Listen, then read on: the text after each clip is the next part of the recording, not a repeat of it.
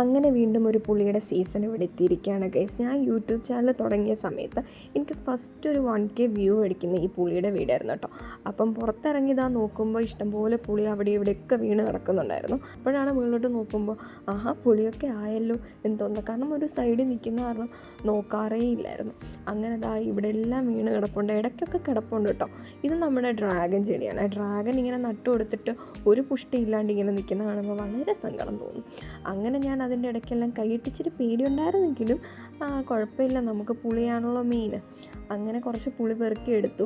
വീണ്ടും നോക്കുമ്പം ഒരുപാട് കിടപ്പുണ്ട്. അപ്പം ഇതെൻ്റെ കയ്യിൽ ഒതുങ്ങത്തില്ലെന്ന് മനസ്സിലായി. കാരണം ക്യാമറയും പിടിക്കണം പുളിയും പെറുക്കണം, രണ്ടും കൂടെ നടക്കത്തില്ല. അങ്ങനെ അവസാനം എൻ്റെ അനിയനെ ഞാൻ വിളിച്ചു വരുത്തി, അവരെയും കൂടെ ഞാൻ ഈ ജോലി ഏൽപ്പിച്ചു. അങ്ങനെ അവിടെ കിടന്ന പുളിയെല്ലാം പറിച്ചെടുത്തു.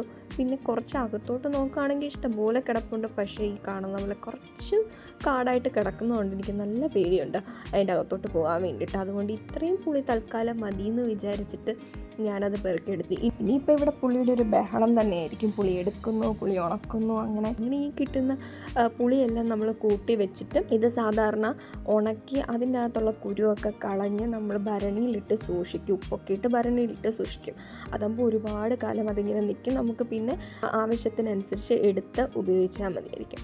അപ്പോൾ അങ്ങനെ പുളി പെറുക്കൽ ചടങ്ങ് നമ്മളിവിടെ ആരംഭിച്ചിരിക്കുകയാണ്. ഇനി ബാക്കിയുള്ളത് മുന്നോട്ട് ഞാൻ കാണിച്ചു തരാം. അപ്പം വേറൊരു വീഡിയോയിൽ കാണാം. Tata bye bye.